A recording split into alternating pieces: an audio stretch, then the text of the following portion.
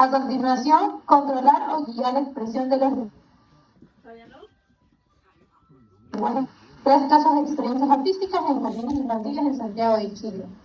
Los autores son Luis Cortés Picasso, Francisca Zúñiga, Ratomeles de la Universidad Metropolitana de Ciencias de la Educación de Chile. Hola, buenas tardes, me presento, soy Luis, junto con Francisca. Nuestra ponencia es en torno a controlar y guiar la expresión de los lenguajes artísticos a modo de pregunta, es decir, ¿guían o controlan? Como sujetos de derecho, aquí tenemos 3 casos que queremos presentarle en 3 jardines infantiles en Santiago de Chile. ¿Ya? Francisca, ¿estás ahí, cierto? Sí. Vale. Sí, no me veo, pero no sé, no importa. Nosotros te vemos muy bien. En primer lugar, la problemática, nosotros vemos en esta imagen de Mulato Gil de Castro, un pintor chileno de la época colonial, vemos que efectivamente el niño varón se proyecta como adulto, ¿no? En una profesión similar a de sus figuras parentales. Es un problema que lo ponemos como problema, que de una otra manera la niñez o las niñeces en Chile y en Latinoamérica, en el contexto iberoamericano, por decirlo de una manera, y occidental, son considerados sujetos adultos menores. Entonces, esa consideración como adultos menores lo que hace de una otra manera es... ¿Estaba presentando? Sí, estaba presentando. Ahí está, sí. Estaba presentando, sí. Ahí. Esa consideración invisibilice no solo a los niños en etapa de escolarización, sino más bien a las niñeces entre 0 y 6 años. Y ese es el gran problema porque en Chile, como gran parte de Iberoamérica, las tasas altas de mortalidad infantil hacen que las niñeces solo sean identificadas debido a las razones de muerte, ¿no? De mortalidad infantil. Luego, en la creación de la Junta de Jardín Infantil en el año 70, reivindica ese hecho con la institucionalización de la educación parvularia en Chile, ¿no? No obstante, nosotros creemos que este adultocentrismo hoy en día, bajo la Convención de los Derechos de Infancia, no está del todo abordado, y es por eso que nosotros queremos dejar en evidencia el objetivo que es prácticas adultocéntricas en prácticas artísticas en jardines infantiles, ¿no? Ahí está, ese es el objetivo. Bueno, el objetivo de nuestra investigación es identificar prácticas adultocéntricas dentro de los niveles de educación parvularia al interior de 3 establecimientos que están bajo la administración de la Junta Nacional de los Jardines Infantiles, que serían los Jardines Infantiles del Estado, la JUNJI. Siguiente diapo. En esa práctica, en esencial, si bien es cierto nuestro objetivo, nuestra estrategia de aprendizaje para ver cómo sucedía esta práctica autocéntrica era a través de las artes, nos dimos cuenta que efectivamente hay una serie de prácticas que podríamos llamar como maltrato o guía o acompañamiento, y una de ellas es el contexto de control de disciplina, que se conoce muchas veces como el codo de niñera, que es cuando se le produce una lesión leve o grave a un niño de entre 0 y 4 años o superior respecto de cogerle el brazo o el codo y de una manera violenta, ¿no? Que es más bien llamado jalón, agarrón o tirón de brazo, que pasa a ser tipificado como un castigo físico y según la UNICEF es una manera de molestar, de intimidar o de forzar una acción. El segundo concepto es de seguridad y conducción, que también se ocupa el cuerpo, pero aquí como tomar la mano, coger la mano para acompañar y guiar, que sería una gran diferencia respecto al anterior caso, y puede ser dentro del ámbito de protección, de empatía, de contención emocional y física en contexto ya de cuidado, de familia o en espacio de educación pública, ¿no? Y el tercer concepto es el de lenguaje áptico corporal, donde vemos que pueden darse 2 cosas. Uno, que es que dejamos que áptica y físicamente la niñez a muy temprana edad se relacione con los materiales y vaya desarrollando su identificación corporal, pero también una identificación corporal de parte del adulto que a partir de ciertas prácticas que no son apropiadas y que no son correctas, que es el zamarreo o la agresión física de agitar al bebé y que también puede producir ciertas lesiones. En otros casos, ya lo vamos a ver, aquí viene la parte metodológica. Vamos a ver, ahí está, metodología. La metodología fue de carácter cualitativa y observación etnográfica durante los años 2023 y 2024, donde se describen una serie de prácticas adultocéntricas gestionadas en actividades con lenguajes artísticos, que a su vez pueden condicionar la activación de las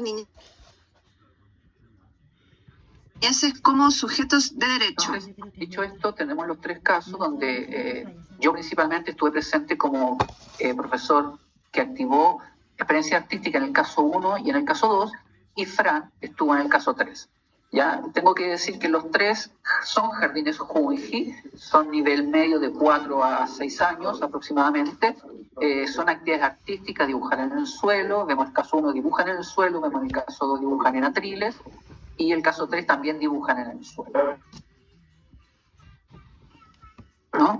Nosotros vemos lo siguiente. Vamos a pasar a la siguiente diapositiva. Vemos que en el caso 1, voy a guiar con el cursor, vemos en la primera imagen que está a nuestra izquierda una secuencia del video en donde vemos que la docente, bueno, primero señalar que en todo jardín Junji siempre tiene que haber 3 profesionales, la educadora de párvula que cabecilla y luego las 2 técnicos. Aquí vemos que una de las técnicos está guiando con una soga, una soga efectivamente, donde las niñas escogen un asa y se van ordenando y se van ocupando. Eso es un mecanismo no de contención, sino más bien de guía. En la figura del medio vemos que una educadora, una técnico también está conteniendo emocionalmente, una muy buena práctica de contención emocional a un niño particularmente. Vemos como el niño en la secuencia número 4 ya no es contenido emocionalmente y luego pasa a formar parte de la actividad. Y finalmente, en el mismo nivel, pero a cargo de la educadora principal del aula, vemos cómo ocurre el jalón de brazo o de codo, efectivamente, donde no hay una contención, sino hay una retención que ya más bien es preocupante. En el caso 2, en el segundo jardín, vemos que efectivamente ocurre lo siguiente. Vemos en la parte inferior a una niña que está siendo invitada a levantarse, ¿no? Que es de guía y de contención y de apoyo. Pero en estos 3 casos que vemos acá son jalones explícitos. Aquí se reiteran, cuando se cogen de las axilas, se ubican para instalarlo y vemos que efectivamente aquí pasa lo mismo, pero con otra situación. Aquí vemos un video, no sé si lo podemos ver, que consta más o menos de 7 segundos, y en este video ocurren 7 jalones, es decir, un jalón por cada segundo, ¿no? No lo vamos a ver porque es un poco pesado, a ver si no lo podemos ver, está pixelado todo, ¿cierto? Vamos a pasar a la siguiente mejor, ¿ya? Vamos a pasar a la siguiente, a ver, ahí está, Fran. Claro, bueno, en el caso 3 es una experiencia, una actividad que yo gestioné y que con 20 niños del Junji también estaba a cargo una educadora párvulo y yo. Y el objetivo básicamente era una silla musical donde era una actividad multidisciplinar que tenían que dibujar. Pero la diferencia era que no había expectativas, sino que era como un objetivo abierto.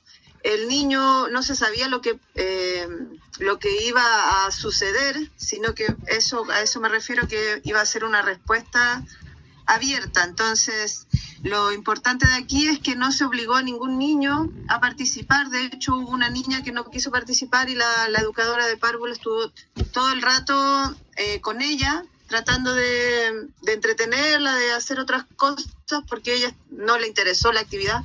Pero aún así a todos los demás sí les interesó y lo hicieron por iniciativa propia. Y como en este caso de la investigación, ahí como se ve a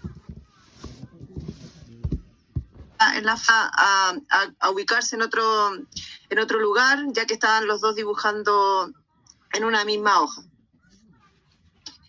La siguiente. Y con esto podemos concluir que, en primer lugar, a partir de los 3 casos, si bien es cierto, los 3 tenían un aproximado de 20 niños promedio, es necesario señalar que en el caso 2 y en el caso 3 hay una gran diferencia respecto al caso 1, que esos 2 últimos casos son de sectores muy vulnerables socioeconómicamente hablando. y hay un alto porcentaje de niños de origen migrante, haitianos de Perú y Colombia. Y en esos casos, que nosotros de manera sesgada pensamos que eran por la condición de vulnerabilidad donde se podía dar mayormente esa situación, y no, efectivamente no es así, y la información la cotejamos que tiene que ver con el nivel de experticia y de cuidado y protección que garantice los derechos de las niñeces por parte del equipo de profesionales y no del sector, no tiene nada que ver efectivamente con el sector socioeconómico de vulnerabilidad